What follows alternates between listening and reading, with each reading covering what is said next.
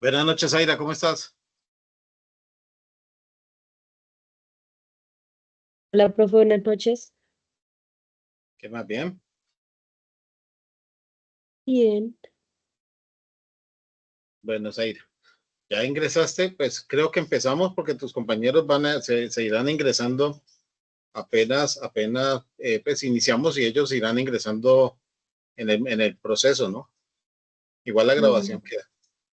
Zaira, te pregunto, ¿tienes alguna duda sobre la actividad que se entrega, empieza a partir de hoy y termina el martes, que es la segunda entrega? ¿O todo lo tienes claro ya? Pues no, creo que pues hasta el momento lo he entendido, pues.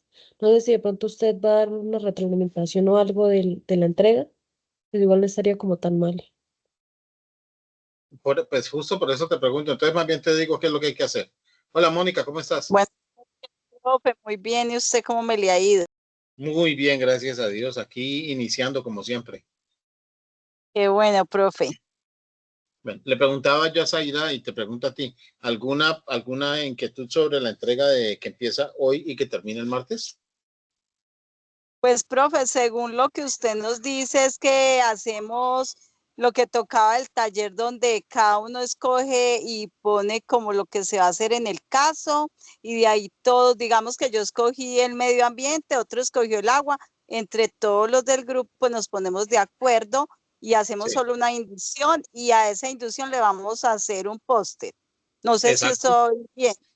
Sí, está bien, así es. Lo que pasa es que son varios casos, ¿no? Y entonces, de pronto les puede tocar a los del grupo un caso, a otro caso, a otro caso, pero la idea es que cada uno analiza el caso y hace la propuesta. Y luego después de esas propuestas todas, hacen una sola, como tú dices, hacen una sola y a esa es a la que le hacen la publicidad. Ya, eso es todo. Listo, profe, le agradezco. Vale. ¿Sí te queda claro, Zaira? Pues sí, sí, señor, yo creo que ya con eso, la verdad es que no tenía muy claro, pensé que a todos se les tenía que hacer la publicidad, no me No, había no, quedado muy claro. es una sola. O sea, si son 6 integrantes del grupo, cada uno lee el caso que le corresponda. O sea, el que abra, que le corresponda, hace el análisis y entonces depende de cómo lo vea. Dice, mire, es que me parece que esto se afecta al agua o que se afecta al aire. Bueno, lo que diga que se afecta. Y luego entre los 6 como cada uno puso su propia conclusión, luego sacan una conclusión de los 6 y hacen un análisis de y hacen esa conclusión y a esa conclusión es que le hacen el póster, solamente a esa última, a la del grupo. ¿Listo? Y esa, o sea, no me queda como muy claro. O sea, la entrega se sube solamente la conclusión, que es como la No, recopilación de esas 6 conclusiones, o no, se no, deben no, subir las 6 conclusiones de todos. no 6 conclusiones. La entrega que es un documento en donde están los 6 postulados. Cada uno de los estudiantes hace su propia propuesta. Esas propuestas se suben en el documento. Luego se saca una conclusión y esa va en el documento. Y a esa conclusión que se saca se le hace una publicidad. Ya, eso es el documento que deben entregar. A la publicidad se pega ahí mismo dentro del documento Ajá, que se vaya a subir. sí, sí, sí, pues es lo ideal, ¿no? Si lo hacen por aparte, lo que pasa es que si lo hacen por aparte, no sé cómo lo entregarían, porque el documento le recibe una sola cosa. La actividad le recibe un solo documento. O sea, pide que sea un solo documento.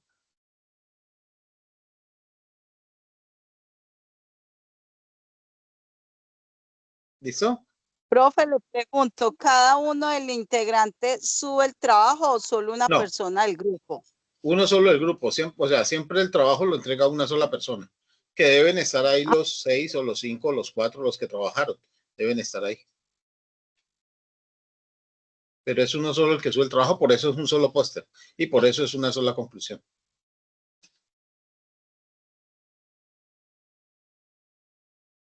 Hola, Ali, ¿cómo estás? Hola, profe, buenas noches. Estaba Bueno, escuchando lo que estaba diciendo del trabajo. ajá, realmente es muy sencillo, no es tan complicado. Es ir allá a la actividad, ver el caso de estudio, pero como existen varios casos de estudio, de pronto nos puede tocar uno diferente. ¿Qué dice Mónica? ¿Qué dices? A ver, ve. Ah, es que yo soy su asistente.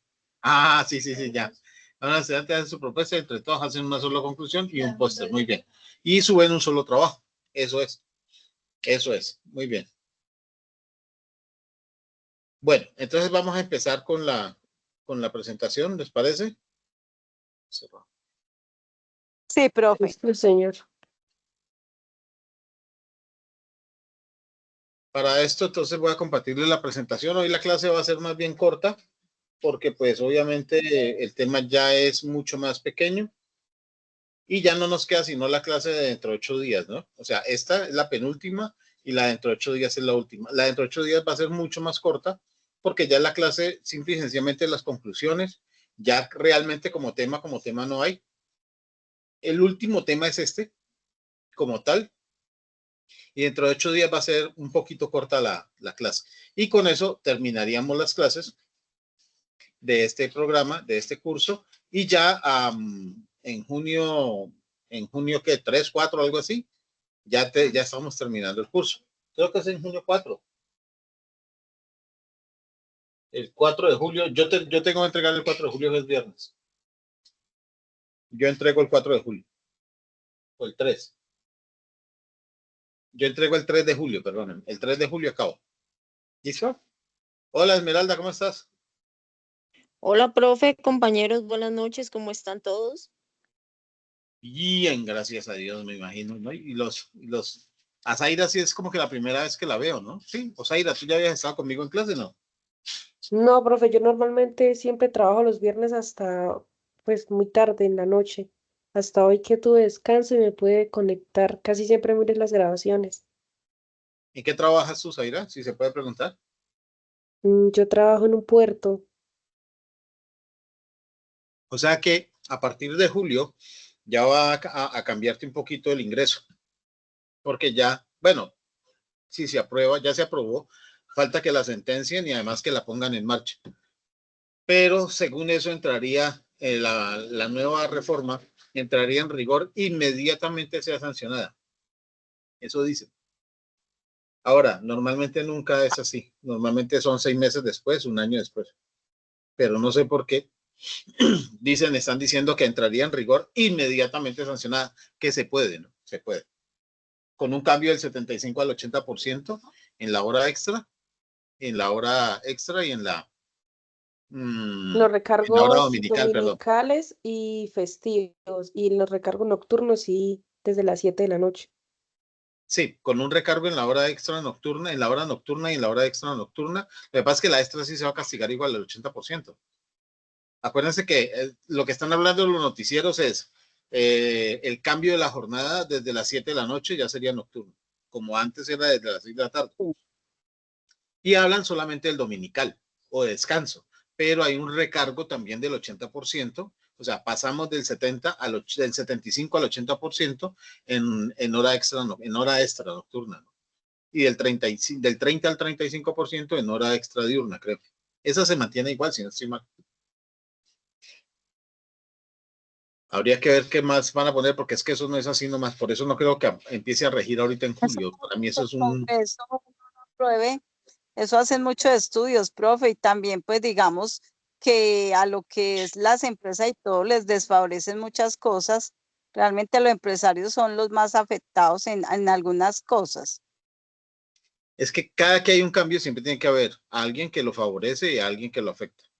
Y pues yo les he dicho a ustedes, yo doy suficientes clases en maestría y en especialización y en pregrado, y yo soy financiero, ¿no? O sea, mi enfoque real y fuerte es finanzas, y me muevo mucho en costos. Y yo doy una cátedra que la damos muy poquitos, que tiene que ver con con costos empresariales, se llama así, costos administrativos y de empresa. Y ahí enseño cómo se maneja el salario y cómo afecta el salario la organización. Yo no sé si ustedes saben que el salario de una persona realmente no es... La verdad es que se hablan indistintamente de sueldo y salario y son dos cosas diferentes. El sueldo es 1.400.000 y pico, pero el salario son 2.300.000 y pico. Y aparte de eso, pues hay unas situaciones allí que afectan el valor del salario. O sea, profe, sí, se tiene en cuenta que el sueldo es el básico legal, el salario mínimo legal vigente instaurado el 1 de enero, bueno, o el 31 de diciembre, y como salario se incluyen las prestaciones sociales y todo en un solo básico para las personas que devengan o que trabajan por prestación de servicios al destajo o algo así, que No, no, no. no. Estás mezclando cosas, Esmeralda. Ah, Estás mezclando cosas. Venga, yo les hablo un poquito sobre eso y arrancamos con este tema. Lo primero es que sueldo es una cosa y salario es otra. Sueldo es lo que se le ofrece a la persona que se le va a pagar. Yo puedo tener, o sea, el sueldo mínimo mensual legal vigente es determinado o bien sea en consenso o bien sea por decreto. Casi siempre se hace por decreto. Y empieza a regir casi siempre el 1 de enero de cada año. Hay momentos en que ha empezado a regir antes, en diciembre o en noviembre inclusive. Hubo un tiempo en que rigió en octubre, pero eran momentos especiales. Normalmente se rige a partir del cambio del año, o sea, a las 12 de la noche, que es las 000 horas del primer día del mes del año que sigue, empieza a regir. El sueldo es lo que se le ofrece a la persona y lo que pasa es que en Colombia se determina el sueldo mínimo. Por eso se llama así salario y sueldo. Son dos cosas diferentes, salario mínimo y sueldo mínimo. El sueldo es la base para cotizar el salario. Entonces es sueldo más el auxilio de transporte generan la base de liquidación.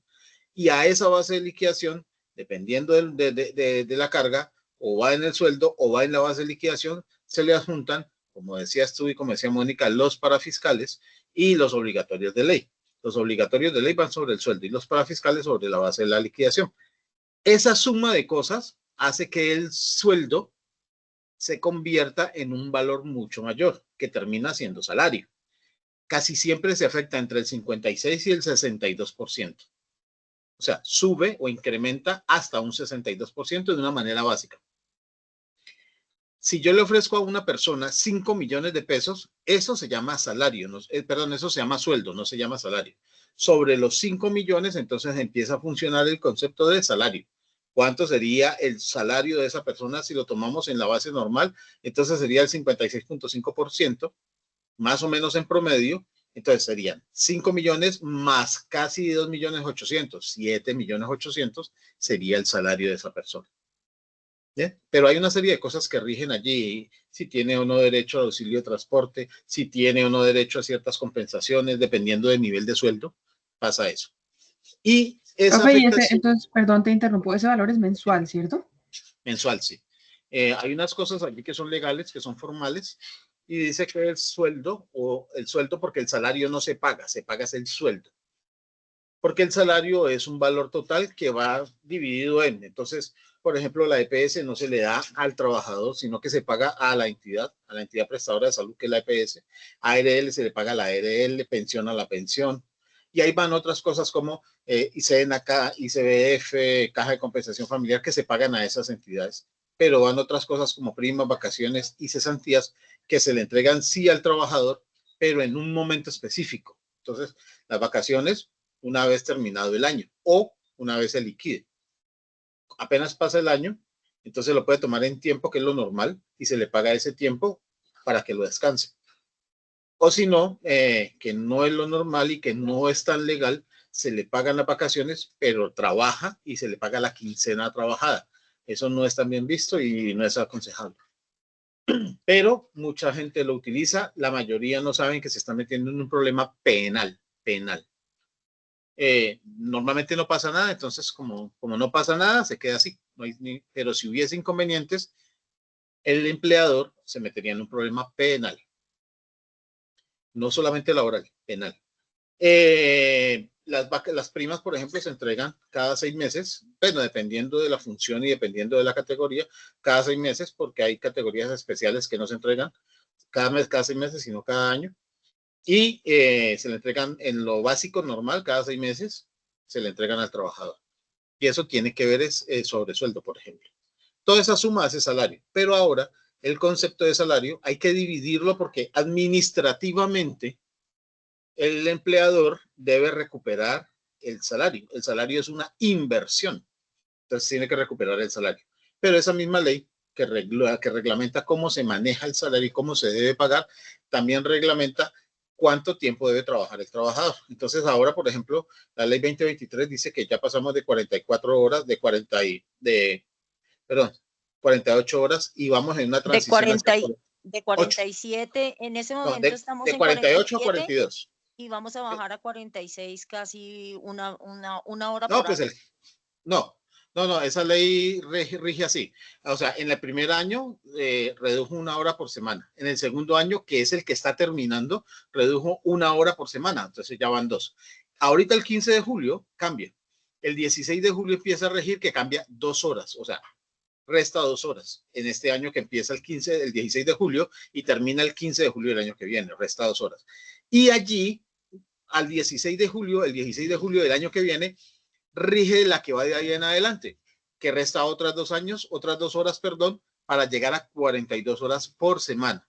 Lo que pasa es que la base eran 48, luego pasamos a 42, se están restando 6 horas, pero es escalonado. Primer año 1 hora, segundo año 1 hora, tercer año, que es el que arranca el 16 de julio de este mes que viene, 2 horas, y el último el 16 de julio del 2026, que son 2 horas, que se supone Profe, acaban el 17, pero continúa. ¿Ah? ok, Dime. pero esto no afecta en sí al trabajador para el tema pensional cuando No. tiene que tener las semanas de cotización para poderse pensionar. No, porque la semana se mide en días. De lunes a sábado es una semana. ¿Cuántas horas trabaja en la semana es otra cosa? Y como la norma dice que son 42 horas semanales, entonces es de lunes a domingo realmente. 42 horas semanales. Entonces no importa. O sea, eso No afecta no, ni el sueldo ni el hora. no. Afecta sí al empleador, que va a tener menos tiempo para recuperar la plata. Pero bueno, esto es un tema largo porque esto tiene bastante y es complicado. Luego lo hablamos en otro momento cuando tengamos clases sobre el tema, si es que el Poli me vuelve a contratar y tenemos esta cátedra. Hoy, Bueno. Listo. Profe, yo le puedo hacer una sí, pregunta, como entré un poquito tarde, no sé si su merced habló o algo sobre la entrega o le puedo hacer alguna pregunta sí, sobre la entrega. haz la pregunta, tranquila. Bueno, profe, lo que pasa es que, ¿qué pasaría? Es un, Supuesto. es un supuesto, sí, exacto. ¿Qué pasaría si en el grupo de mis compañeros, por si acaso, un ejemplo, no logran completar los casos de, el caso de trabajo, el caso problema de forma individual para sacar los PDFs para que haya la reunión en grupo y de ahí se defina el único tema que se debe realmente tratar y cuál sería el tema solucionable en el afiche? ¿Qué pasaría si en el supuesto eso no llegase a suceder, pero yo quiero presentar el trabajo? ¿Qué hago? No, pues lo presentas tú. Lo que pasa es que las personas que no entreguen su análisis del caso, pues no están cumpliendo. Sí, porque no van a aparecer en ese Word, ni Exacto. Y tampoco van además a no están aparecer. cumpliendo. No están cumpliendo, porque no es entregar el último y el afiche, no, es entregar el análisis del caso. Y como estamos en un grupo, pues dentro del grupo, lo que pasa es que uno entiende que a veces hay grupos que se desintegran y al final cada estudiante va a hacer su propio análisis y sobre ese análisis pudiera llegar a ser la propuesta de publicidad. Yo no No, tengo inconveniente con eso. Si me lo es que presentan no, así, es que también lo recibo. no, sí, lo digo es porque realmente parece que, pues claro, ahorita todos estamos con, pues no sé cuántos compañeros tienen también, yo tengo por lo menos 3 materias y en las 3 materias estamos con las mismas, con entregas y pues es la última entrega y es la entrega más fuerte de todas porque es la que más vale. Sí, sí. Pero es obvio que también es coherente, como el profe y otro profe también nos lo había dicho, también hay compañeros que están en una zona un poco fuerte, entre esas yo tengo una compañera que está en una zona de muy difícil acceso con el internet y se conecta muy poco porque lamentablemente se le cae Claro. el internet y es difícil. Bueno, en fin, lo que sí sé es que obviamente para hacer el primer trabajo colaborativo, ahí sí todos aparecieron, pero en este último no. Entonces quisiera saber si hay algún problema en ese sentido, que si en últimas No, ya ha llegado el lunes festivo, porque a mí no me gusta entregar a última hora, pues si puedo subir el trabajo. Bueno, la verdad es que yo no sé, los demás docentes seguramente tendrían inconveniente, no lo sé. Yo no tengo inconveniente. Es más, muchos me entregaron trabajos solitos, 6 trabajos de un solo grupo, porque son 6 estudiantes. Pues igual como los tengo que calificar de manera individual, yo no me complico y los leo todos y los califico. Yo no tengo inconveniente con eso porque entiendo esta dinámica. Yo también estudié virtual, Ok. mi maestría fue virtual y sé que es un problema lo de los grupos y lo de los equipos, porque no todo el mundo o tiene la misma disposición o tiene la misma posibilidad. Y entonces, pues yo no le encuentro inconveniente, pero pues las políticas son las que establece la universidad y dice que deben hacerlo de manera en conjunto y que no sé qué más y que no sé qué más. Yo debo apoyar esa política. Pero si hay inconvenientes, uno por uno, no hay problema. Dime, Janet. Gracias, profe. Buenas noches. Pues ya que estamos hablando de lo de la entrega, ¿sí me escuchan bien? Sí, perfecto. Ya que estamos hablando de la entrega, profe, pues bueno, en nuestro grupo se generó la inquietud con respecto al estudio de caso como tal, por el cual todos diéramos como la opinión, pero creo que una compañerita te escribió, o bueno, su merced le No, comentó que, o bueno, no sé, que ella nos hizo entender de que ya pues había quedado confirmado el tema. El tema es que, a ver, me explico. Resulta que en el recorrido uno le da ya en la parte final y salen varios casos. Como por ejemplo, yo he visto que sale San Pedro, San Vitolo, de una cosa de cervecería, o sea, salen varios casos. sí, hay que escoger Entonces, uno. escoger uno y todos desarrollar el mismo caso. No, no necesariamente. O sea, usted escoge uno. Como lo que pasa es que este trabajo se compone de 2 partes realmente. Uno que es una parte individual y otra que es la parte colectiva, como para ser más preciso. La parte individual yo entro a protege tu páramo o a cuida tu páramo, bajo el caso, el que bien sea me aparece o bien sea lo puedo escoger. Hay algunos que solamente les aparece uno, a otros les aparecen todos. Eso es como que un problema de la plataforma. Si le aparecen todos, pues usted escoge uno, hace su análisis y lo pega en el documento de los demás, con los otros 5. Y al final hacen una conclusión de los 6. Ah, que es que caso 1, caso 2, caso 3. ¿Cómo? Pero entonces, pero entonces, profe, o sea, porque la postura es coger los casos y decir, bueno, ¿qué preservamos? ¿Qué nos interesa preservar más? Si el aire, Ah, la tierra o el agua, de cada caso. sí, Entonces, para la conclusión general, nos toca escoger un caso de todos los, no, no, porque es una ¿cómo vamos a conclusión hacer de el los 6. análisis de todo, profe? Porque es que si, por ejemplo, a mí me sale en la plataforma solo San Pedro y al otro compañero le sale San Vitolo y al otro compañero le sale, no sé, otro de cervecería, otro caso, otro municipio, otro Sí. pueblito, Que eso va a ¿cómo ser lo hacer más ese común. análisis? El análisis es, mire, ¿usted qué va a proteger? Entonces usted protege el agua, que era lo que estaba diciendo Mónica, que hablamos hace 8 días. Usted protege el agua. Yo dije que era necesario proteger el aire. Otro dijo que era necesario proteger la tierra. Pues la conclusión es, hay que proteger agua, aire y tierra. ¿Así los casos son todos diferentes? Sí, porque lo que estamos protegiendo es planeta, ¿no? Y planeta no importa el caso, o es agua, aire o tierra. Y puede ser o uno solo, porque todos los casos que seleccionaron o que les apareció contaminaban solo el aire. Pues sí. O todos contaminaban solo el agua. Ah, bueno, entonces hay que proteger el agua porque no vimos más casos. Pero si tenemos casos donde contamina aire, tierra y agua, pues hay que proteger los 3. Ah, bueno. Vale, porque pues nosotros a raíz de la situación que se nos presentó, pues dijimos, no, pues escojamos un solo caso o démosle clic hasta que salga el mismo caso todos y todos analizamos el mismo y ahí sí se debate el mismo caso. Pero Eso entonces sí, pudiera ser, ¿no? Eso pudiera ser. sí. O sea, si ustedes lo prefieren así, pueden hacerlo así. Yo no tengo inconveniente con eso. Lo que pasa es que pues tendrían que tomarse la molestia de que todos lean el mismo caso. Y acuérdense que Exacto. eso baja, el documento baja su nombre, ¿no? Entonces ahí está. Ujú. Tendrían que esperar hasta que dé su nombre. Y eso de lo que habla en la guía acerca de las, bueno, recomendaciones y todo lo previo a hacer el afiche, no es como tan necesario, o sea, nos vamos directamente como a las conclusiones y Pero es que a- las recomendaciones son de cómo se hace un afiche. Y un afiche tiene una gama de colores, que la letra, que no sé qué, pero eso tiene que ver más con el carácter del que es publicista. Si yo no soy publicista, pues que me digan qué tipo de letra, para empezar a investigar qué tipo de letra. No, yo hago un afiche, realmente yo no voy a mirar eso, porque pues no es como lo de la carrera, ni tampoco lo del curso. Que el Ah, afiche listo, sea profe. bonito, que sea feo. Yo he visto afiches muy feos en papel periódico, pero son afiches. Listo, profe, vale, gracias. Vale, con todo gusto. Bueno, hasta ahí estamos bien todos, entonces.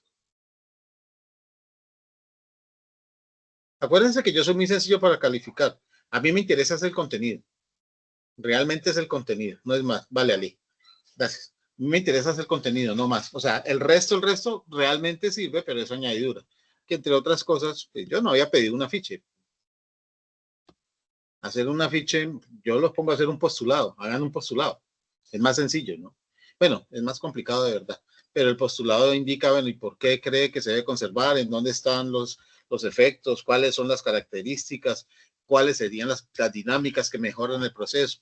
Que sería mucho más interesante porque el postulado, pues, les va a enseñar, les va a mostrar cómo identificar de verdad el daño y a identificar de verdad cómo se soluciona. Sino que es que eso es una cosa seria. Estaríamos hablando de una cosa que tendría que ver con la ley, que justamente lo que vamos a tocar hoy. Bajo qué ley se aplicaría, de qué manera se aplicaría. Entonces, no. Pero para que fuese interesante, solamente por eso. Y en mi caso, si fuese mía, desde el principio del curso les había dejado el postulado. Solamente una sola cosa, no más. Ni entregas, ni cada 8 días, ni cada 5, ni cada 10, ni solamente un postulado. Es una construcción de todo. Bueno, entonces vamos acá. Voy a compartir con ustedes mis diapositivas, como siempre. Yo creo que ahora sí, ya las empezaron a ver, ¿cierto? Sí, Sí, profe. profe. Bueno, listo. Entonces hoy vamos a hablar de exactamente el último tema. Dentro de 8 días no hay tema, dentro de 8 días es una conclusión. La clase va a estar muy, muy cortica. Nosotros hoy vamos a hablar de, obviamente, de cultura ambiental, el segundo bloque, hoy que es 20 de junio del 2025, y vamos a hablar de las principales políticas y procesos que se adelantan en Colombia para contrarrestar el cambio climático y la deforestación. ¿De qué vamos a hablar exactamente? De lo que Colombia sí está haciendo. ¿Qué vamos a entender hoy? Que no solamente son palabras, que no solamente son deseos y que no solamente son cosas que se dicen y que se quedan en el aire. Entonces, ¿qué cosas está haciendo Colombia? Entonces, mire, para eso nosotros vamos a hablar cuáles son las principales políticas. La primera son las políticas y estrategias nacionales para el cambio. Esto cuando hablamos de políticas y estrategias, estamos hablando de leyes realmente constituidas, así como en este caso la modificación al Estatuto del Trabajo, el laboral, la norma laboral y las demás, que van a quedar bajo una ley, bajo un nombre. Entonces, Colombia tiene realmente hasta el momento 5 leyes. No son las únicas cosas que está haciendo, ¿no? Pero como leyes tiene 5. Entonces, la primera de ellas es la Política Nacional del Cambio Climático, emitida en 2016. No es la más vieja, habían otras. ¿Qué hace la Política Nacional de Cambio Climático? Desde el 2016 para acá se estableció bajo el decreto 298 del 2016, claro está, que Colombia estaba en el proceso de generar cambios para que el medio ambiente fuese mejor. Y entonces, al ser ley, es obligatorio. Es ahí donde nace inclusive la condición penal, que nunca fue penal en ese momento, para todos aquellos que atentaran contra la naturaleza, que luego fue obviamente criticada muy fuerte, y donde le dijeron a los jueces, bueno, si tiene una ley, ¿por qué no condenan a estos que le están prendiendo candela al monte, por ejemplo? A estos que están quemando los caños y que están quemando todos los árboles y que generaron estos incendios hace tal vez 2 o 3 años. Entonces dije, ¿qué pasa? En el 2016 se creó una norma, ¿por qué no lo meten presos? Resulta que después empezaron, bueno, sí, tienen toda la razón, y eso se considera un genocidio. ¿Por qué? Porque es que los árboles, los arbustos, nos proveen de oxígeno. Y al proveernos de oxígeno y de agua, y además evitan el derrumbamiento de las tierras, entonces están cuidando nuestra vida. Y entonces por eso se consideran genocidio, atentar contra la naturaleza, porque estamos intentando matar de manera indirecta al ser humano. Este esta ley del 2016, este decreto 298, lo que intentó hacer o lo que quiere hacer es generar un cambio real bajo una obligación. Las personas tienen o tenemos que cuidar el medio ambiente.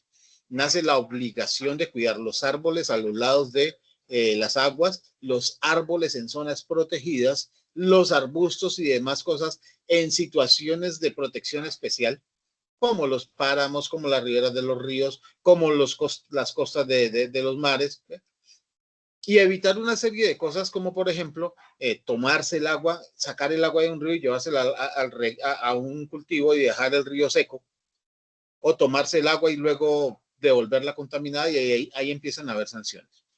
Después de esto aparece la ley 1931 del 2018, y esta lo que define es cómo se va a hacer la gestión del cambio, cómo se hace el concepto del cambio y cómo se aplica esa gestión del cambio a las empresas.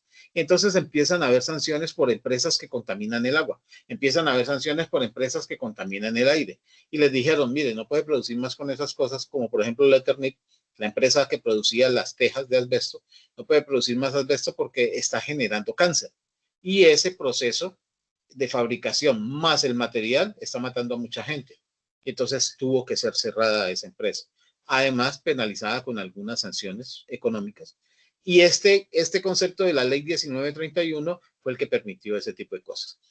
Era el único país que estaba fabricando ya esas tejas, el resto del mundo ya las había desechado, pero como aquí no había quien hiciera cumplir la norma, todavía seguían produciendo. Esta ley también además regula la construcción de viviendas y la construcción y el desarrollo y gestión de las empresas, cómo las empresas están haciendo para devolver el agua. Entonces, cada empresa que utiliza agua debe tener su propia PETAR, plata de tratamiento de aguas residuales, la PETAR. ¿Qué sucede allí? Pues que no tienen, la mayoría no la tienen, casi ninguna la tiene. Entonces ahora empiezan a sancionarlas y ya está siendo muy fuerte esa sanción. ¿Qué están haciendo ahora? Muchos de ellos se están uniendo para crear su propia PETAR, entre 1 o 2 empresas, hacer una PETAR para devolver el agua limpia. Y la otra cosa es que hace que desestimule el uso del agua simplemente por usarla. Entonces ya están prestando mucha más atención, utilizando menos agua, y que el proceso sea lo más limpio o lo más seco posible. Ya, las fuentes, por ejemplo, que yo conozco, los centros de beneficio de ganado ya tienen todos en Colombia, bueno, todos en su gran mayoría, tienen obviamente la norma muy bien aplicada. Hay mataderos muy pequeños que todavía no, pero ya se consideran clandestinos, así estén en ciudades pequeñas, se consideran clandestinos y tienen que transcurrir hacia los mataderos o en los sitios de sacrificio y beneficio acomodados como la norma de pide, la 1931. Tenemos una tercera ley que son las contribuciones determinadas a nivel nacional, esas famosas NDC, emitidas en el 2020. Esto fue antes de la pandemia exactamente. Y resulta que Colombia se actualizó en el compromiso frente al mundo con esta norma. ¿Se acuerdan que les había dicho que los países europeos nos pagan desde hace tiempo y por allá desde 1956 nos pagan para que cuidemos el Amazonas, para que cuidemos el bosque andino, para que cuidemos, y ellos lo que hacen es entregarnos un dinero? Pues habían dicho ellos, venga, ¿y qué pasa si está deforestando y las aguas se están ensuciando y ustedes recibiendo la plata? Entonces aquí en estas NDC, en el 2020, Colombia reafirmó ese compromiso que tiene con el resto del mundo y demostró que sí está cuidando, demostró que sí está mejorando, demostró que está interesado y estos países siguen pagando. De hecho, aumentaron la cuota. Luego aparece una ley bastante interesante que es la SDBC, o más conocida como Estrategia Colombiana de Desarrollo Bajo en Carbono y Resiliente al Clima. Este concepto de esta norma lo que hace es meter en cintura a todas las personas que estaban por fuera de las normas. ¿De cuál? De la norma del decreto 298, y de la norma 1931. Y los termina de meter en cintura a los que no habían quedado cobijados en esa norma. Y les dice, es que usted es pequeño agricultor, entonces usted debe estar dentro de la Estrategia Colombiana de Desarrollo Bajo en Carbono. Y las ganaderías se habían quedado por fuera, entonces ahora metió las ganaderías, que son grandes latifundios en donde existe una extensión impresionante de tierra. Si acuérdense que hablamos hace 8 días, el ganado en este caso el vacuno, todos los ganados que tenemos para carne son productores o son responsables de emitir gases de efecto invernadero, el famoso GEI, entre el 27 y el 36%. Y en este caso, entonces, los entraron en cintura y ahora tienen unas condiciones, tienen que cumplir unas condiciones para poder continuar produciendo ganado, produciendo carne. Después de estas, la SDBC, tenemos la última que se llama Plan Nacional de Adaptación al Cambio Climático, PNACC. Son las siglas, ¿no? Son las palabras con las que inicia cada una de las frases. Esta no es como tal una ley, sino que ya le entrega herramienta a las leyes. Le dice ya cómo se mide, cuáles son los criterios de medición, en dónde se encuentran esas herramientas, en dónde se encuentran los castigos, si se pasan los niveles, si los niveles están por debajo, si están por encima, qué se debe hacer. Entonces, estas normas que son colombianas, solamente aplican para el territorio colombiano, emitidas en Colombia, son las normas que le dieron dientes a los jueces y al Estado para poder, en este caso, mitigar la huella carbono, los GEI, que son los gases de efecto invernadero, y responderle al mundo por tener una cantidad X de bosque y por tener una cantidad X de fuentes hídricas dulce, agua dulce. Luego tenemos esta segunda, que se llaman estrategias específicas contra la deforestación. Estas apoyan las 5 leyes. Estas que son las estrategias específicas, pues realmente encontramos también 5, pero la más importante, la primera, Política Nacional para el Control de la Deforestación y la Gestión Sostenible de los Bosques. ¿En dónde la encuentran? En el COMPES. ¿Cuál COMPES? El COMPES que se realizó en el 2021, que va hasta el 4021, o sea, hecha por 2000 años. Una cosa curiosa, pues yo no veo normas a 2000 años, pero en este caso, pues es el COMPES 4021, que nace en el 2021 y va hecha supuestamente por 2000 años. Ahora, ¿realmente se cumple? No, eso se cambia cada 20 años. Cada 20 años lo van a cambiar, o sea que el COMPES 2021 seguramente, el COMPES 4021, perdón, lo van a cambiar muy cerca de ese tiempo. Ya lo deben estar cambiando o deben estar pensando en la próxima legislatura cambiar ese COMPES. Esto le proporciona herramientas al Estado y lineamientos para poder medir, y justo en esto se basa ese Protege tu Páramo. Herramientas para poder medir qué tanta madera se está sacando, cuánta es permitida y cuánta no, qué tanto terreno debe ser conservado y a quién le corresponde conservar ese terreno, porque no todas las responsabilidades del Estado, mucha de esta responsabilidad es del ente privado, porque los terrenos en Colombia la mayoría son privados, no públicos, y entonces los privados tienen la necesidad y la obligación de responder por esos terrenos. Luego aparece una estrategia que se llama Estrategia Integral de Control a la Deforestación y Gestión de los Bosques. Que si ustedes la miran es como lo mismo, ¿no? Pero esta ya tiene un compromiso diferente. Ya no es desde el concepto solo nacional, sino que involucra a los departamentos y los municipios. Y ya involucra la necesidad específica de los municipios y los departamentos. Entonces ya promueve la gestión sostenible de los bosques, pero en este caso desde lo rural específicamente, integrando a la comunidad que habita el sector. Porque no es lo mismo hablar de Nariño que hablar de la costa pacífica, por ejemplo. Entonces allá la gente necesita unas cosas y los árboles de allá son diferentes a los de Nariño, que necesitan otras cosas y que las maticas y las planticas y los árboles son diferentes. Estamos hablando de una tierra montañosa que llueve frente a una tierra seca que casi no llueve. Entonces son cosas diferentes. Luego encontramos el REDD+, o en la Estrategia Nacional REDD+. Esta lo que busca, y va a apuntar lo mismo, es reducir la deforestación. Entonces ya cambia el concepto. No es proteger los bosques, sino, venga, usted necesita realmente tumbar eso. ¿Por qué? ¿Y para qué? Y nosotros lo invitamos. Y si lo va a tumbar, pues no lo tumbe. Dígame cómo podemos hacer para que en vez de sacar madera, en vez de tumbar el árbol, usted utilice otra cosa. ¿Qué necesita que le ayudemos a conseguir para que no tenga que tumbar el árbol para fabricar esa cosa que iba a fabricar? O sea, no es para convertirlo en terreno, es como efecto maderable. Entonces, esta Estrategia Nacional REDD+, lo que propone es evitar la degradación de la flora, de la floresta, y evitar, obviamente, el uso de árboles solo por el efecto madera, o sea, para convertirlo en consumo de madera.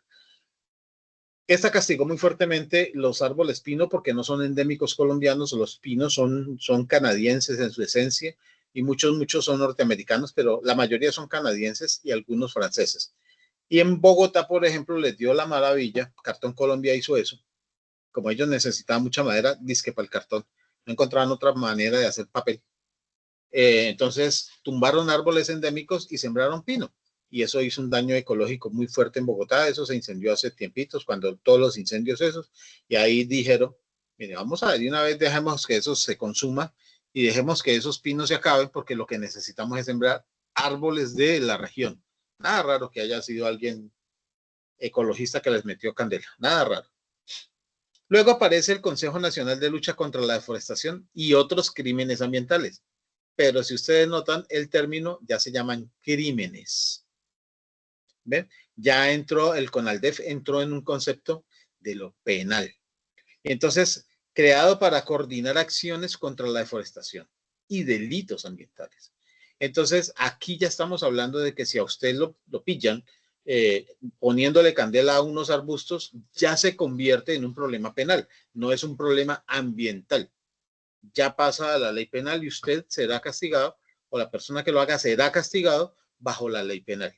Entonces, le dieron dientes a la justicia. Ya no solamente es, ay, usted tumbó la matica, usted tan necio, usted tan cansón, usted como tan inquieto. No, señor, camine, que esto ya no es conmigo. Esto ya es con el juez, porque está atentando contra la naturaleza, y la naturaleza es el responsable de la vida de todos los seres vivos de la tierra, no solamente la humana, sino todas las especies animales e inclusive las vegetales, que son los mismos árboles. Entonces aquí ya le dio sanciones legales, les da sanciones legales inclusive con cárcel y multas.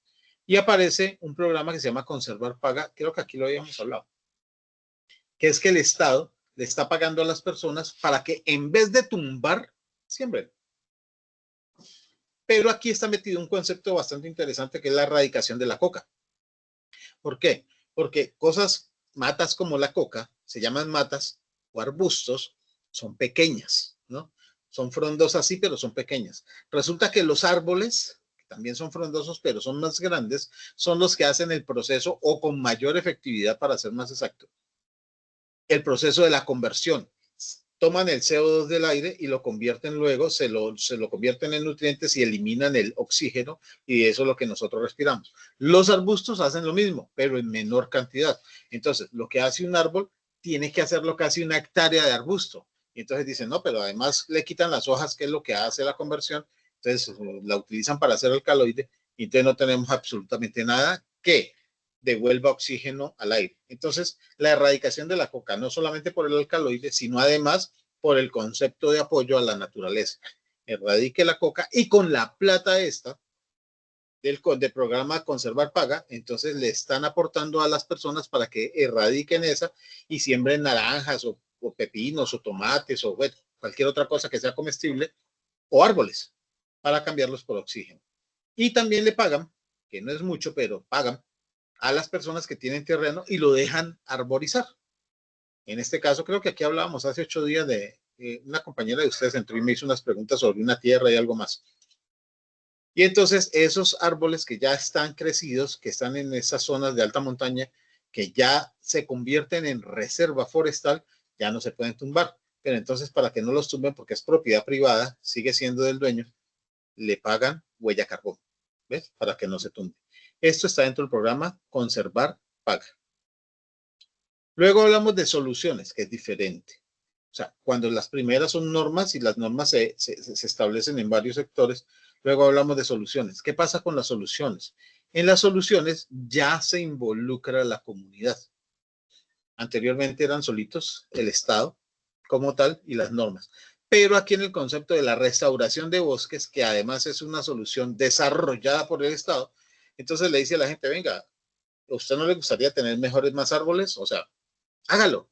Y nosotros le pagamos con Conservar Paga. Pero además lo apoyamos, le entregamos la semilla, y además le damos un sello verde, y además le ayudamos con el desarrollo de la zona, y puede llegar a ser un desarrollo ecoturístico. Puede llegar a ser eso.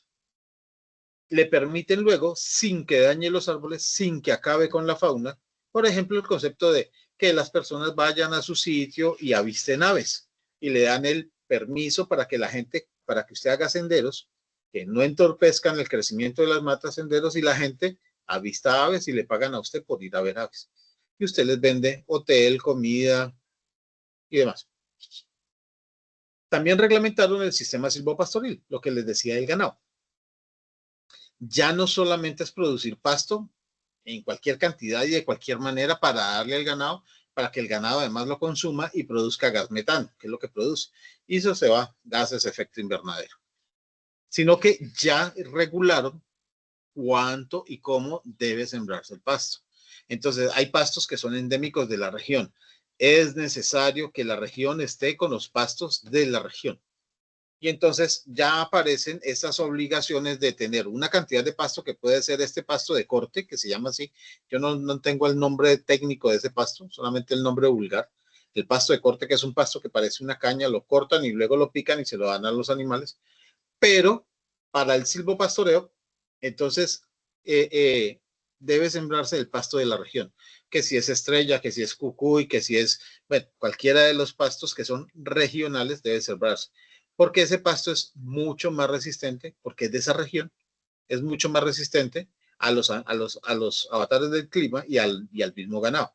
Y quiere decir, en ese caso, porque el pasto sí tiene, aunque es una mata pequeña, no es considerado arbusto, es pequeño, hace mucho más por el aire que las matas, por ejemplo, que la coca o que otras matas.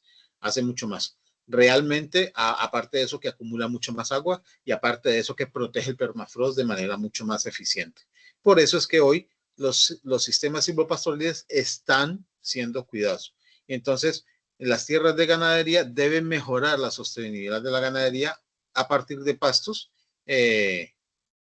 mucho más endémicos. Y aparece otro que es la conservación evitada de bosques, que es la conservación evitada. Las personas tumban los árboles por tumbarlos para sembrar más pasto, para extender la ganadería, no para sacar la maderable, no, sino para simplemente hacer más potrero o para cultivar otras frutas o otras hierbas. Esa es evitable. Entonces le están diciendo, miren, no haga eso, utilice otros modelos, entonces aparece la hidroponía, aparece la cultura vertical y le damos, o aparecen, por ejemplo, en los terrenos que usted tiene, la tecnificación para que sean más efectivas y no tenga que tumbar más árboles, sino que en la misma hectárea de tierra usted produzca más. No es que se riegue a producir en 10 hectáreas lo que una hectárea bien tecnificada produce. Entonces le están enseñando y les están mostrando cómo se hace. Es por eso que hoy el SENA está llegando a las fincas, a los terrenos, les está enseñando a hacer biodigestores, biomasa, les está enseñando a hacer estos conceptos de cultivos libres, de cultivos no transgénicos, cultivos además endémicos, ¿sí? Y a generar mejores especies frutales y mejores especies vegetales, haciendo obviamente trasplante de semillas y demás. Otra cosa es la transición energética y la movilidad sostenible. Son dos cosas que van de la mano. Y entonces ya vemos que las grandes ciudades están cambiando. Lo que pasa es que Colombia nació y creció, nació y ha ido creciendo con un modelo muy viejo de construcción, muy vieja, en donde las calles y las carreteras siempre han sido angostas, para 2 carriles, 3 carriles máximo. Muy pocas son de 3 carriles, la mayoría son de 2. Y cuando están intentando hacer los cambios de la transición energética, pero con movilidad sostenible, entonces pensaron en estos grandes buses, en Bogotá el Transmilenio, en Cali el mío, en Barranquilla bueno, como se llamen, estos buses de gran tamaño, que transporta un solo vehículo, transporta muchas personas, para evitar que hayan muchos vehículos en la calle, porque cuando hay muchos vehículos en la calle emiten más gases, mientras que un solo vehículo emite menos gases. El problema es que eso se quedó corto. ¿A razón de qué? Pues como tuvieron que angostar las calles, ya los poquitos vehículos que habían, porque ya hay menos vehículos, pues se hacen trancones. En Antioquia les llaman trancas. No sé cómo lo llamarán en la costa, pero se hacen trancones o se hacen tacos o se hacen esos sitios donde los vehículos se demoran horas en pasar, y ese tiempo de vehículos encendidos genera una gran cantidad de polución. Entonces, el remedio, que es bueno, resultó peor que la enfermedad. Pero además tenemos otro problema, es que estos vehículos son movidos a diésel, ¿sí? A una cosa que se llama CPM, aceite combustible para motor, y emiten una cantidad de gases mucho más que los vehículos movidos a gasolina. Entonces hoy se está haciendo una transición, muchos de estos se están convirtiendo en vehículos eléctricos, ¿sí? Entonces buses eléctricos. Lo que pasa es que los carros eléctricos de ese tamaño no son tan potentes, pero además tenemos el gran problema, que ya saben ustedes, es que las baterías y la construcción y fabricación de esas baterías genera mayor contaminación que el humo que botan los vehículos al aire. Entonces ahí está el dilema. Ya apareció Toyota. Desde hace más de un mes, hace 2 meses. Profesor, le iba a preguntar, ¿y cómo ve usted lo de la Toyota que sacó un motor de agua? Es decir, el motor a hidrógeno. Pero venga, eso no es nuevo, ¿no? Eso es una cosa muy vieja, eso lo desarrolló un mexicano hace muchos años, a ese señor lo mataron, luego lo desarrolló un brasilero, también lo mataron. ¿Se acuerdan que yo les conté que habían varios muertos porque habían diseñado y fabricado unos motores que funcionaban con agua? ¿Qué pasaba si pues, que el agua es gratis? O bueno, gratis no, casi gratis, porque puede ser agua sucia. Ya Toyota sacó un motor movido a hidrógeno. ¿Qué es hidrógeno? Lo cargas con agua, él separa las moléculas, porque una molécula de agua son 2 hidrógenos y un oxígeno. Él separa los 2 hidrógenos, elimina el oxígeno, entonces lo que sale por el exhausto del carro es oxígeno. ¿Ven? Hace la función de los árboles. Separa los 2 hidrógenos y suelta oxígeno. Entonces ya no sale humo, ya no sale CO2, ya sale O, oxígeno. Y entonces en ese caso, el oxígeno nosotros lo podemos respirar. Y el carro toma los 2 hidrógenos y lo convierte en combustible. Del combustible que le sobre de la combustión, los hidrógenos van a salir y se van a mezclar con el O en el catalizador, se van a mezclar. Entonces, a veces va a botar, el carro va a emanar solo oxígeno y a veces agua, porque el hidrógeno que sobre, en algún momento uno con otro van a ser 2 hidrógenos, se mezclan con un oxígeno y sale agua. Entonces van a salir gotas de agua y oxígeno. Claro que eso es totalmente limpio. Y allí no hay problema con la producción porque el motor es un motor metálico que ya sabemos cómo se produce. Allí el único problema es qué tanto les interesa a los fabricantes de los vehículos eléctricos, como el señor Elon Musk, o como los grandes capitalistas del mundo, que esto se haga popular. El problema es que Toyota tampoco es un bebé y tampoco es un pobre. Y entonces seguramente vaya a resultar positivo. Además, tarde o temprano tenemos que llegar a eso. Tarde o temprano. Entonces, esta estrategia de la transición energética a la movilidad sostenible tiene que darse. ¿Cuáles son los 2 parámetros? El primero, 3 parámetros. Diversificación de la matriz energética. Ya tenemos que pensar, por ejemplo, en este caso, en estos motores a hidrógeno, se estaba pensando en los vehículos híbridos, que son gasolina y energía, o gasolina y eléctrica. Luego se pensó solo en energía, que podría ser fotovoltaica, eólica, esta energía producida por el mismo movimiento, no me acuerdo cómo se llama, cinética, creo que es energía cinética. Y entonces, pues estaba hablando de eso. Pero si realmente los motores a hidrógeno funcionan, pues ya realmente tendríamos que pasar a eso. ¿Qué sucede acá? Colombia está impulsando las fuentes renovables y las no renovables, pero está impulsando más fuerte las fuentes renovables. En la costa ya empezaron a entregarle auxilios a las personas para que se pasen de la energía que produce la ciudad por las hidroeléctricas a tener fuentes fotovoltaicas de energía para que sean autosostenibles. En Colombia, por ejemplo, aquí en mi ciudad, la universidad donde yo estoy, la UNAD, perdón, es que yo trabajo bueno, ustedes son del Poli, qué pena, me disculpo por eso. Es que también trabajo con la UNAD. Ellos ya hicieron allá, qué embarrada, se me fue. Se supone que no debían saber que yo trabajo allá. No importa, no me preocupo. Me disculpan.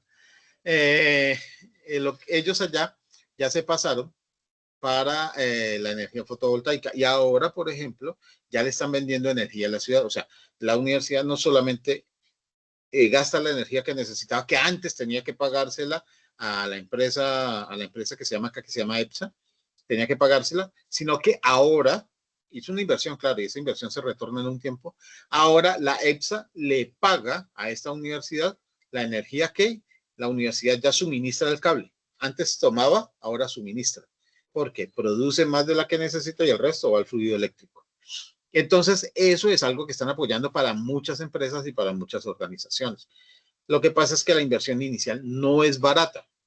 Hay que mirarla en años. Y entonces mucha gente dice que no, que más bien sigue así mientras tanto, mientras cambian los equipos y demás. Hay una norma que es la 5001, la ISO 5001 y la REM 21. ¿Qué hacen estas dos normas? Pues justamente son las que promueven el cambio. Y sobre estas normas es que se deben apoyar las personas que quieren hacer la transición al cambio. Ahora, hay un problema con esas normas.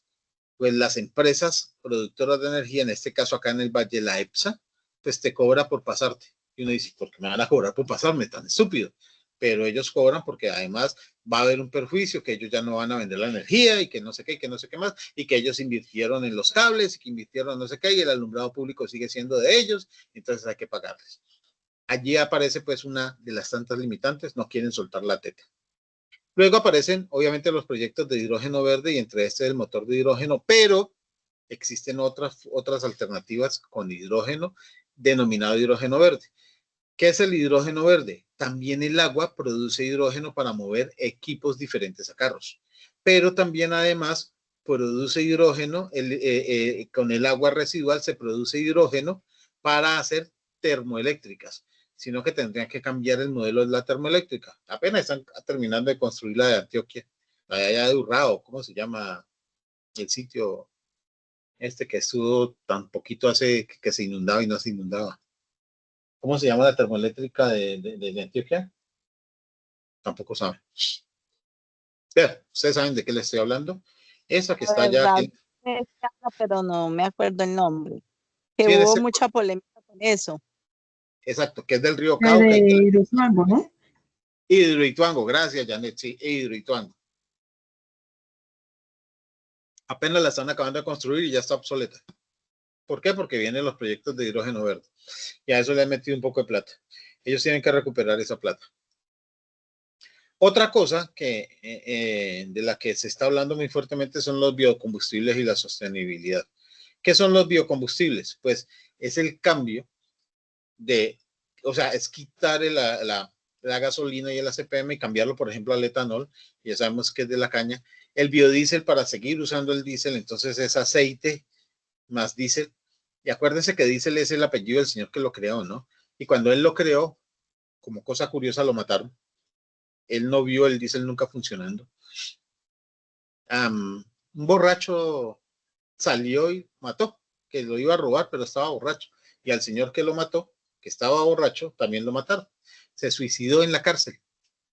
De esas cosas que uno dice, tan curioso. Pero bueno, este señor del biodiesel, el señor Diesel, creó un combustible que no necesariamente era petróleo, era cualquier aceite, por eso se llama bio, y por eso él lo propuso como combustible alternativo al petróleo. Y luego dijeron, no, mire, la fórmula que realmente sí funciona es la que es a base de la gasolina. Entonces es el bio, pero viene el petróleo. Los demás aceites no sirven. Hoy ya sí sirven. Hoy ya sí sirven. Y esa es realmente la fórmula original. Bueno, en ese caso se están cambiando. Esto reduce, por ejemplo, gran cantidad de los efectos del gas invernadero, de efecto invernadero. Otra cosa que estamos hablando fuertemente es la participación comunitaria y la gobernanza. ¿Esto qué quiere decir? Se está metiendo a las personas, se está involucrando a las personas en todos los procesos de toma de decisiones. Ya no solamente son los alcaldes, los gobernadores, sino que la comunidad. Y en este caso se está tomando en cuenta si usted es indígena, si usted es raizal, si usted es negro, si es afrocolombiano o si es de una etnia específica. Entonces, como etnia o como grupo ven el ambiente y cómo lo quieren contemplar como ambiente. Entonces, ahora sí tienen voz y voto. Ya De aquí en adelante se supone tienen voz y voto.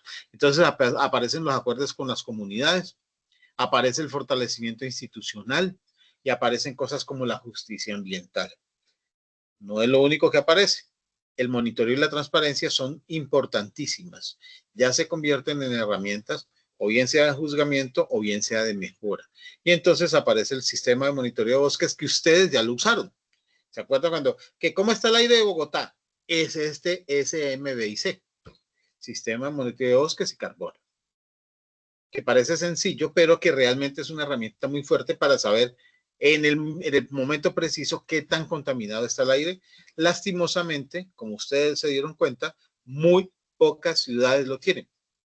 Si se dieron cuenta, solamente habían 3. Y Colombia tiene muchas ciudades.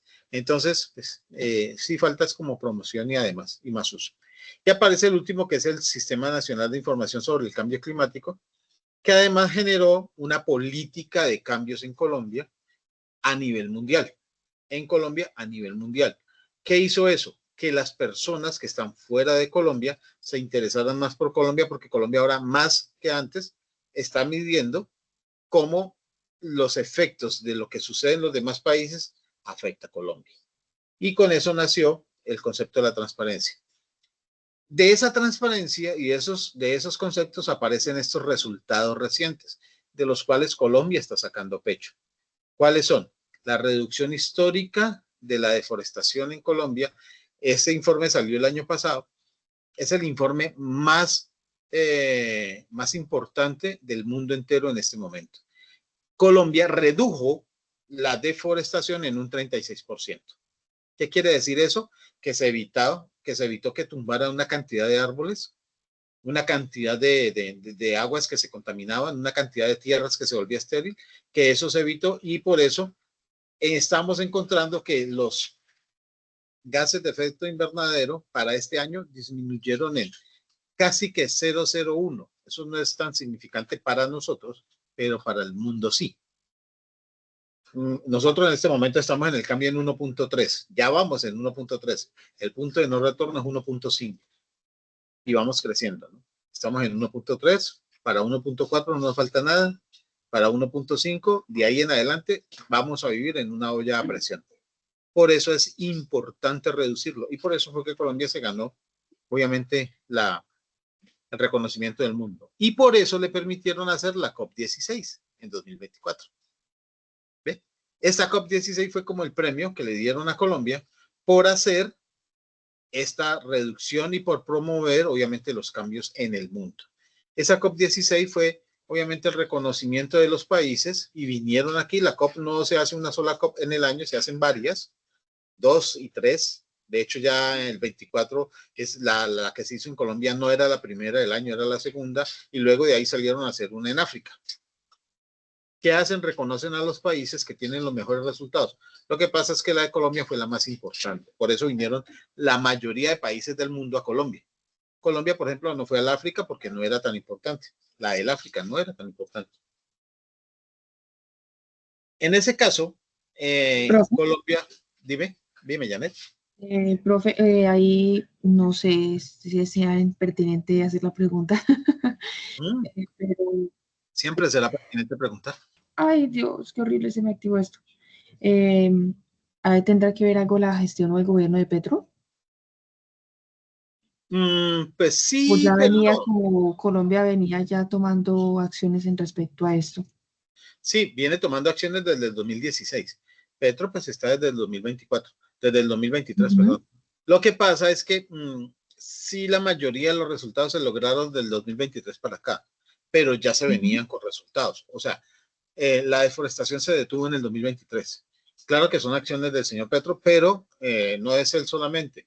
Acuérdate que es el ejército, más las políticas que ya se habían implementado, que ya le habían dado dientes a la ley y a los jueces para poder condenar a los deforestadores, a los taladores, y entonces ya les empezaron a aplicar las tuercas. Ahí lo que hicieron fue realmente, ya sabían dónde estaban, entonces fueron por ellos, que eso fue lo que pues en cierta manera permitió que no se tumbaran más árboles. Fueron y les quemaron las máquinas, que esto lo hizo pues señor Petro, fueron y les quemaron la máquina, les acabaron con el cuentico, pero porque ya la ley estaba hecha. Si no, él tampoco pudiera haber hecho nada. Y las leyes las hicieron no Duque, no San Pedro, no Pastrana, no, entre todos.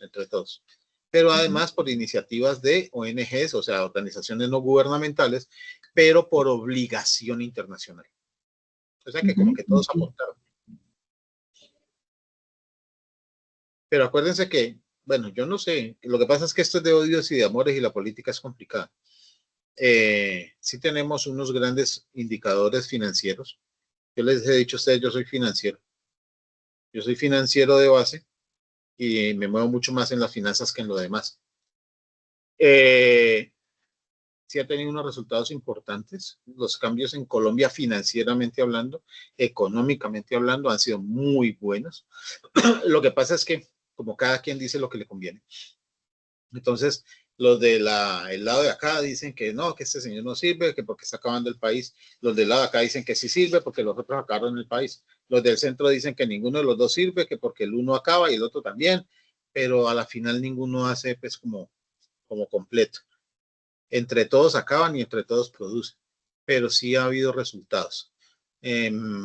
Diría yo que pues, estamos viendo las tasas más bajas en este momento de desempleo, 8.3. No habíamos estado así desde hace más de 30 años. Siempre habíamos estado del 9 para arriba, 9,9, y de ahí para arriba, porque siempre hemos estado, por mucho tiempo hemos estado por dos cifras, el 10, y hemos llegado hasta el 11 y pico, casi al 12% de desempleo. Ahorita estamos en el 8,3, por ejemplo. Y el crecimiento país, pues lo que pasa es que eso depende de cómo lo analicen.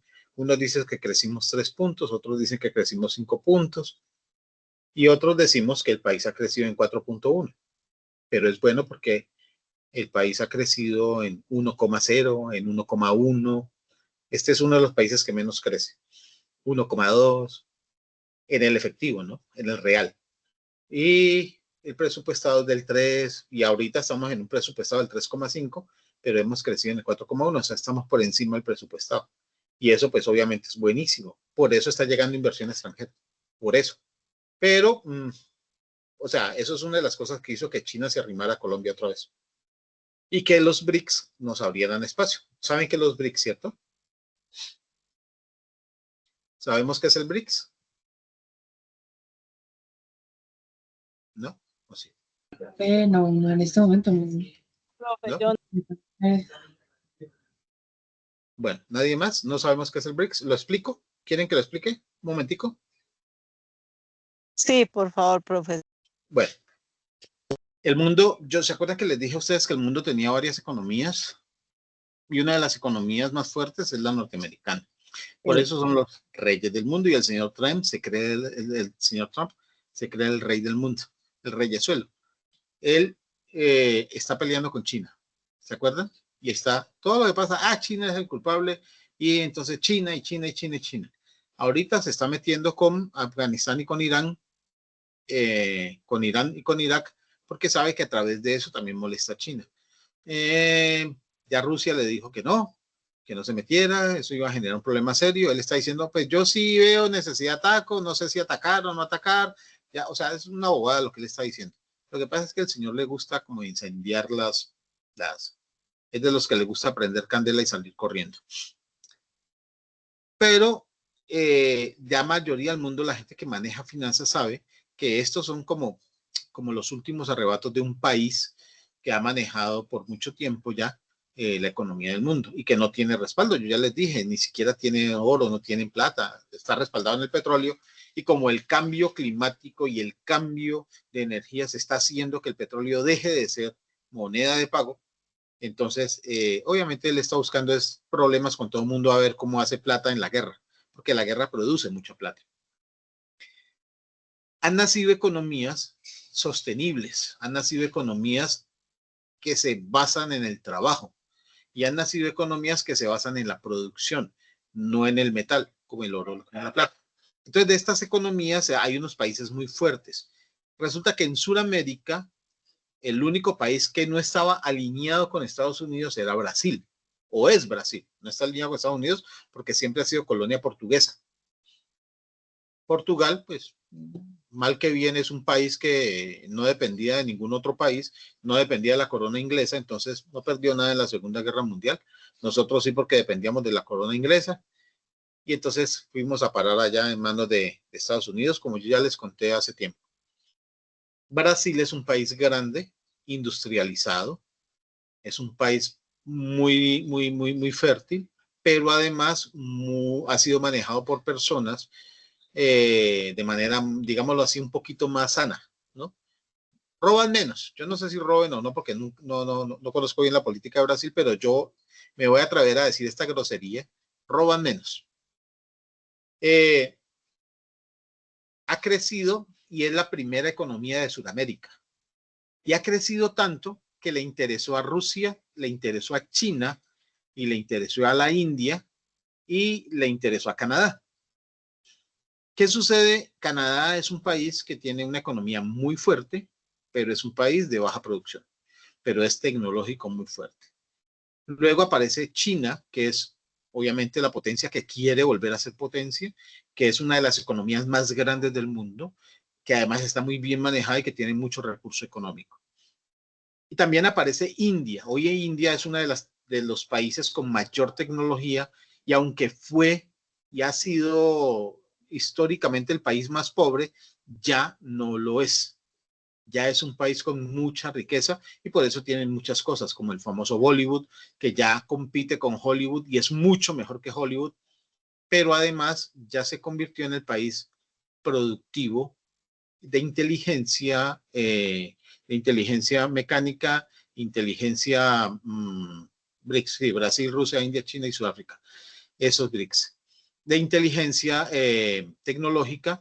Y entonces, como la tecnología es lo que manda la parada ahorita, es uno de los países más importantes. Entonces tiene una economía muy fuerte.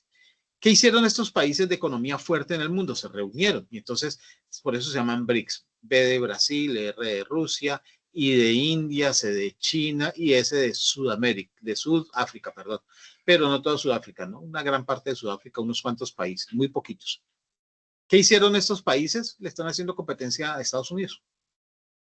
Y ellos son los que, ¿se acuerdan que hace poquito Petro estuvo en China y este señor Trump le dijo: si usted se va a poner a negociar con China, entonces eso es como darnos a nosotros una cachetada y no le vamos a volver a prestar plata y vamos a ver qué hacemos y le cobramos la deuda externa y le vamos a cobrar todo lo demás y no le vamos a ayudar con nada más y que no le vamos a dar para erradicar la coca?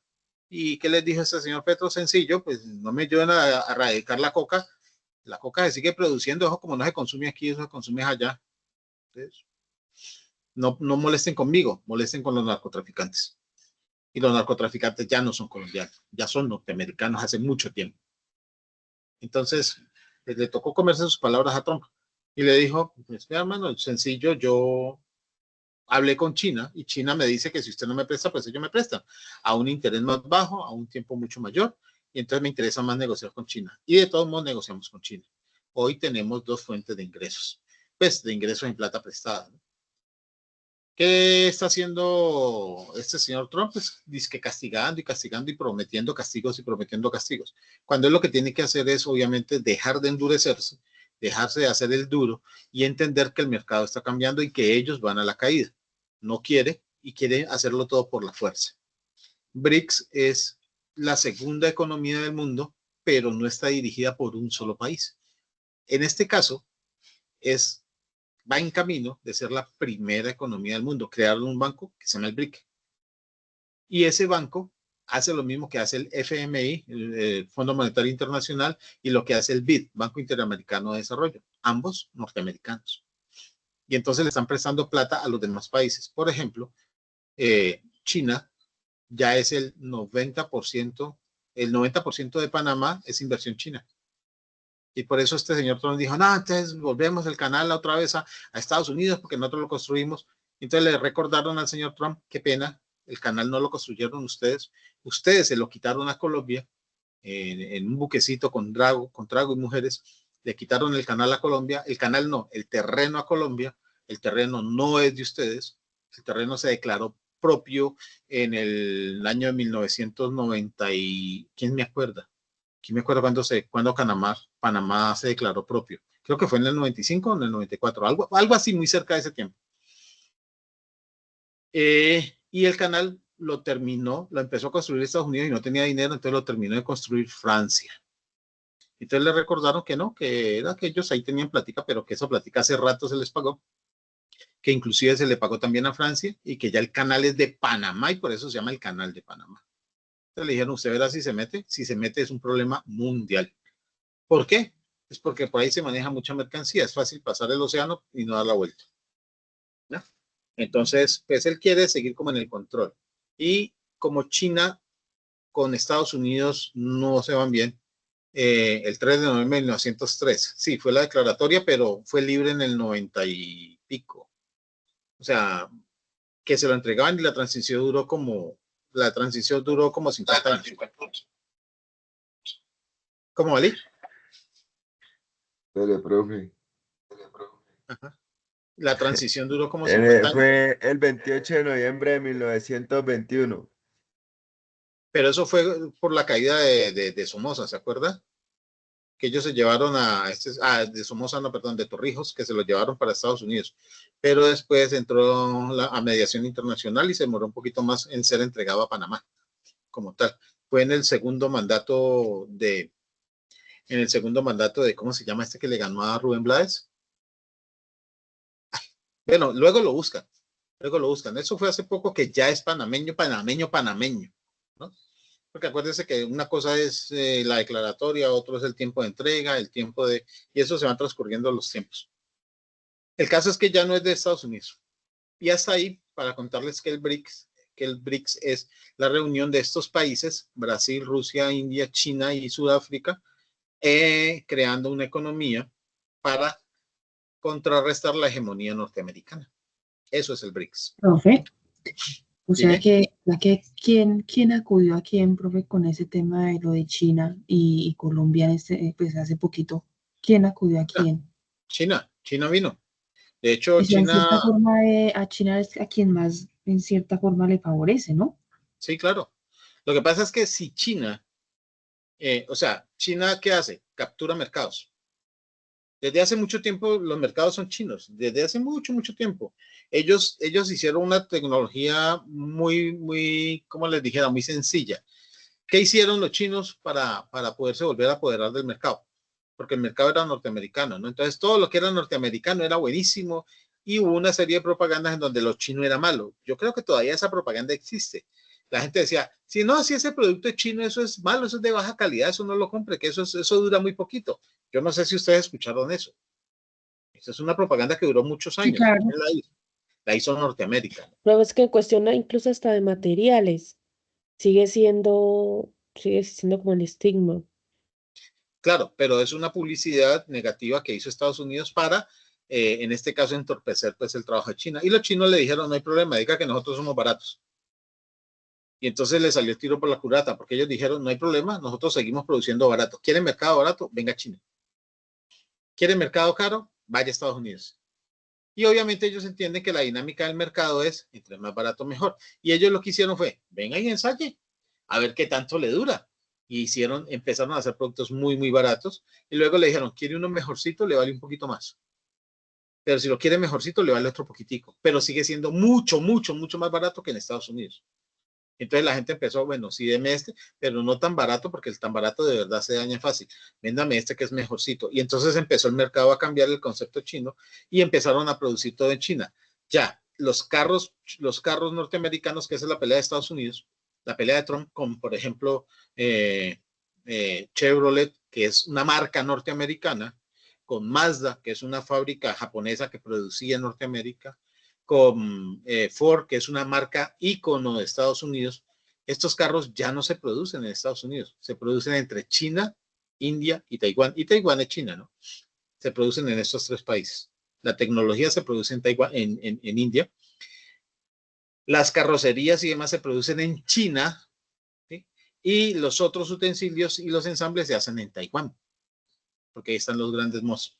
Pero Taiwán es de China. O sea, es un país, pero es China. Es una cosa y un manejo un poquito raro, pero es China como tal. Entonces, ya ni siquiera los carros norteamericanos son los norteamericanos. Y los relojes norteamericanos que tenían tanta fama, después de los suizos los relojes norteamericanos que tenían tanta fama como Casio, que la gente piensa que fue japonés, pero no es japonés, realmente era norteamericano, son tecnología China-India. Entonces, por eso aparecieron cosas como el Hewlett Packard, que era norteamericano inglés, pero ya esa tecnología casi no se ve. Entonces aparecen otros como el Compaq, que es chino, como el Dell, que es chino, como bueno, una gran cantidad de equipos portátiles y no portátiles tecnológicos que son chinos indios. Ya Estados Unidos no produce, ya produce tristeza y lástima. Bueno, creo que les hablé mucho. ¿Qué piensan ustedes entonces del avance que ha dado Colombia para volver a la clase? ¿Qué piensan del avance que ha dado Colombia en ese concepto de la tecnología, del cambio climático y demás? ¿De verdad sí creen que ha sido un avance colombiano? Igual lo que usted decía hace rato, no es tan solo un avance netamente colombiano, ha sido, digamos, con una influencia de muchos mercados exteriores. Entonces, pienso que la transición colombiana, la transición de la en cuestión de energía, en Colombia ha sido más influencia de exterior que por iniciativa, digamos, netamente colombiana. Pues eso es lo que opino, pues lo que opino yo.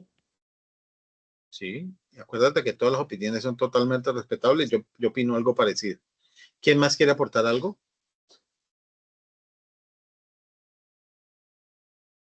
Bueno, De pronto lo que mueve más a Colombia o el tomar de las acciones es como más el tema económico, ¿no?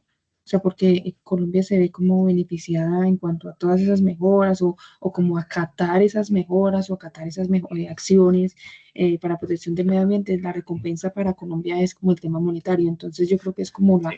la forma como están motivando para que Colombia siga siendo parte como de esas estrategias, de esas políticas, de esas acciones que están emprendiendo apoyados por los demás países. Acuérdense que a Colombia le interesa ser parte del mundo económicamente, ¿no? Claro, y las relaciones que tiene, profe, y es un apoyo constante, entonces a ellos les favorece notablemente estar como al par con que están cuidando el medio ambiente y que están ideando estrategias para tener apoyos de otros lados, sobre todo Sí, de países como Europa. claro. O sea, los países europeos son los que más aportan. Estados Unidos no aporta, acuérdense. Y a Colombia le interesa más este capital porque obviamente es un capital que recibe y que la inversión en Colombia pues no es gran cosa porque es cuidar, pues obviamente se invierte, pero es cuidar que no se deforeste. Y ese capital ayuda a la economía colombiana a crecer. Y eso es lo que exactamente nos puede llegar a sacar o a quitar del concepto hijos norteamericanos y nos puede convertir no en hijos, sino en partner, ya en compañeros, porque sería capital propio de la economía mundial. Esa es pues como la política, la gran visión mundial o la gran visión de política de Colombia. Habría que ver si los políticos que continúan quieren seguir en ese mismo eje, porque si no, pues volvemos a como estábamos antes y es un poquito más arrodillados hacia el lado norteamericano y un poquito más desinteresados del lado europeo y del viejo continente. Entonces allí estaría pues obviamente China, Europa, Rusia, Sudáfrica. Lo que está haciendo este país en este momento es mirando hacia el viejo continente. Entonces pensaría yo que es posible que si seguimos así, empecemos a hacer una transición hacia cambios importantes. Habría que ver es cómo seguimos. Dime, Janet. Bueno, otra intervención chiquitica. Pues Sí, tranquila. eh, yo creo que algo muy interesante, ¿sí me escuchan bien? Sí, Aló, hola. sí, te escuchamos bien. Sí, Sí, hay un cambio muy interesante que a mí me parecería curioso que hasta quizá lo lidere por parte de China. Sería como ese cambio de mentalidad en el sentido de que entre más barato, o sea, de comprar barato o vender barato. Por ejemplo, si yo estoy en la posibilidad de comprar algo que me salga económico y bueno, ¿sí? Y algo que me dure, pues qué chévere, ¿no? O sea, pero si le cambian a uno un poquito como ese chip de que, bueno, pague un poquito más, que inclusive esa estrategia nosotros la utilizamos en el negocio, en la comercialización de lencería, le decimos al cliente, mira, tú pagas más por este producto, pero te va a durar mucho más. No va a desteñir, no va a motear, ¿sí? Entonces te va a durar 4 o 5 años. Entonces, qué interesante que potencias como, o sea, que países como China lleguen a ese punto de no generar tanto consumismo y no generar productos tan obsoletos, tan rápidos en el tiempo. Y yo creo que eso es una de las acciones más importantes, o una de las acciones importantes para evitar tanto, precisamente tanto uso de recursos, tanto desgaste, tanta contaminación, tantos desechos, es Claro. precisamente elaborar productos que a ti te duren. Volver a esa época donde una nevera te duraba 20, 30 años, donde un televisor te duraba 10 años, donde unas medias veladas te duraban 5, 20, 30 posturas, ¿sí? Y no a la segunda, tercera postura ya estaban rotas. Entonces, todas esas acciones que las tome un gigante como de China o como Brasil, por ejemplo, también es otra de las potencias, como se hablaba en el BRICS, qué interesante sería. Acuérdate que hacia allá tiene que ir el mundo, ¿no? Hay una cosa que se llama economía circular. La economía circular, que obviamente pertenece a este curso, o es algo que se puede debatir en este curso, lo que propone es que cambiemos el modelo de producción, o sea, volvamos al modelo de producción anterior, en donde, como tú dices, una nevera duraba 20 años, no 2 años y cámbiala. ¿Por qué? Porque primero vamos a necesitar menos material para hacer más neveras y vamos a necesitar explotar menos la tierra y lo demás. Pero además también las personas van a tener una economía. Va a costar un poquito más el producto, pero en el tiempo, en la distancia, va a ser mucho más barato. Acuérdate que es barato tiene que ver, o sea, el concepto de barato no existe. Existe el concepto de valor, de costo. Y el concepto de costo existe en razón de el uso. O sea, para qué la uso y por cuánto tiempo. Y eso me da menor costo, mayor costo. Entonces, si es algo que compro barato, pero me sirve para una sola vez, tal vez sea muy costoso. En razón de que algo que no sea tan barato, pero que me sirve 100 veces. Por ejemplo, si algo me vale 100 pesos, pero me sirve una vez, alguien diría es barato. Y entonces, ¿y cuánto vale el otro? El otro vale 200 pesos. ¿Y cuántas veces te dura? Me dura para 4 veces. En ese caso, esas 4 veces es mucho más barato que el de 100. ¿Por qué? Porque 100 dividido 1 me da 100. 200 dividido 4 me da 50. ¿Ves? Entonces, Sí, costo, valor, exactamente. tiempo. ¿Listo? Bueno, no sé si hayan más preguntas o si hayan más aportes. Y si no, pues ya terminamos la clase de hoy y nos vemos dentro de 8 días.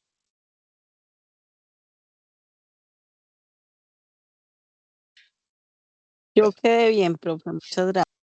Vale, Mónica, muchas gracias. Yo también. Vale, Yo Vanessa. también, profe.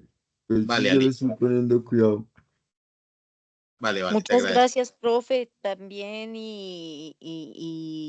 excelente toda esa explicación que nos dio hoy, el día de hoy, y también pues por desenredarnos la pita con el tema de Panamá y lo del tema del BRICS. Un temita más. Vale, gracias, gracias, Esmeralda. Bueno, Janet, también muchas gracias. Voy a terminar la grabación para poder ahorita compartir.